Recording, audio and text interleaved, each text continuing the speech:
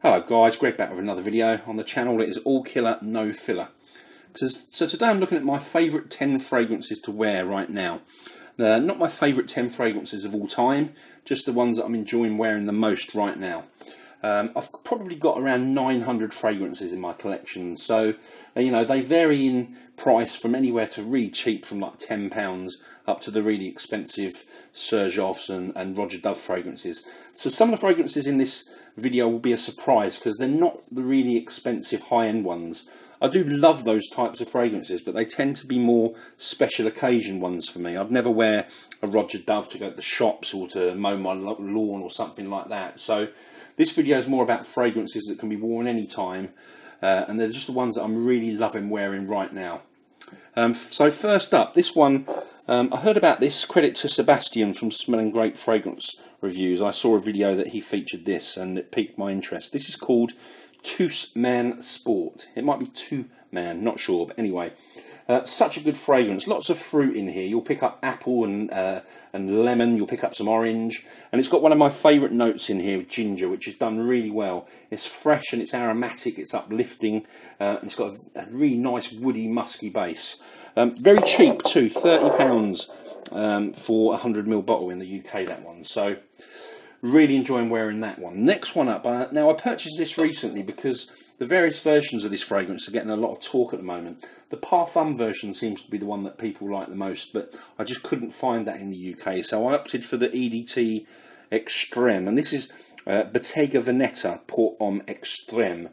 Now, classy is the word that springs to mind with this one. It's all about leather and pine. It's got a really nice green spiciness to it. It's not a very loud fragrance, but it's quite an intriguing one. So I think it's one that people want to get in closer to find out who it is that's wearing it, and to try and get a bit more of a smell of it. It's that kind of fragrance, but really, really good. Really enjoy that one. Next one. Now, this was a pleasant surprise. This is not a new fragrance at all, but it's just one that I've only really come across recently. It's from a house that just don't really make any fragrances that I like anymore. They used to make great fragrances, but they just don't anymore. And this is from Calvin Klein. This is CK1 Shock for him. Now, this should have been a standalone fragrance, which is far better than a lot of the dross that this house brings out. But it's just a flanker to CK1, and flankers tend to get lost and don't get much light. But this one really is good. It deserves to be a fragrance in its own right. It's an oriental fragrance. It's centered around tobacco and amber. Very warm, very comforting, an amazing bang for buck. That 200ml bottle that I've got here was less than £25. Next one, a real find, this one. Quite a cheap fragrance when it was available, but it's now discontinued.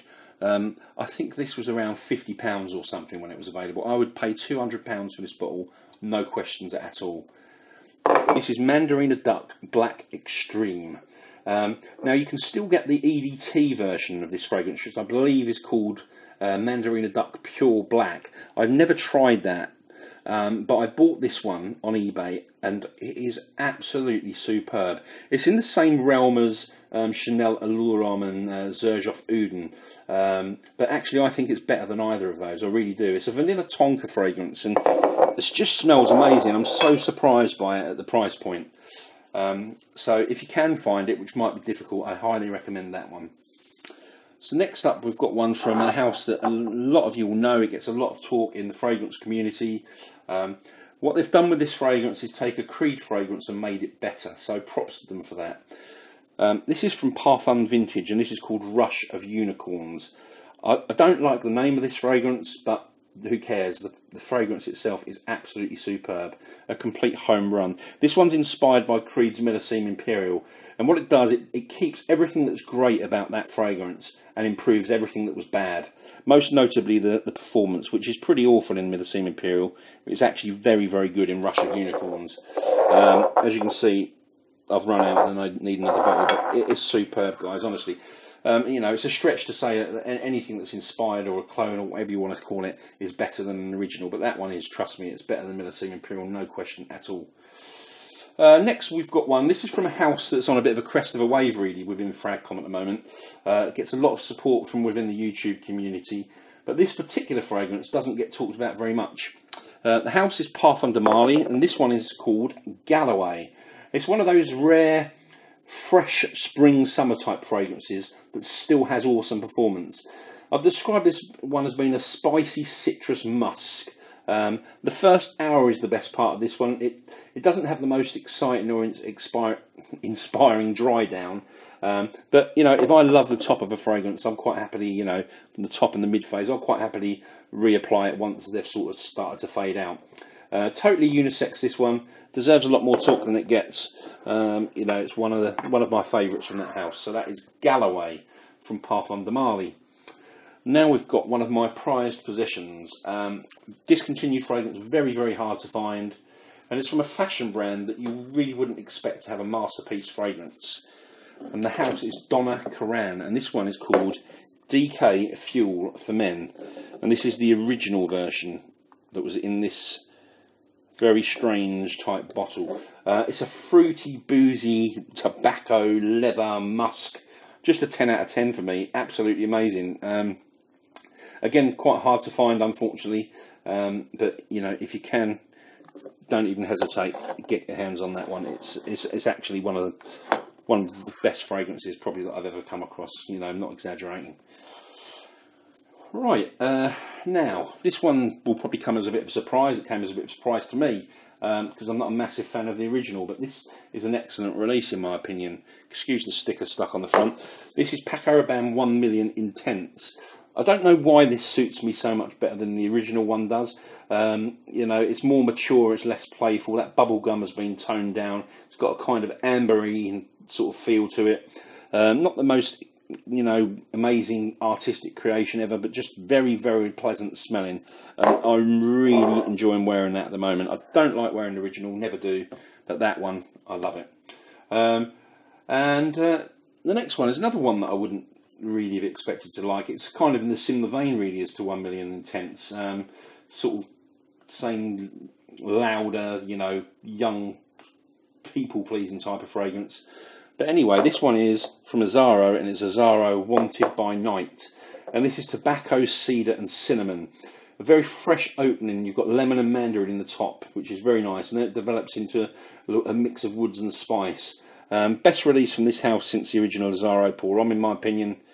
And I'm wearing a lot of that one. Really enjoying that. Next one. This is a true gentleman's scent. I just see a very successful, well-dressed guy somewhere between the age of 45 and 65 wearing this fragrance.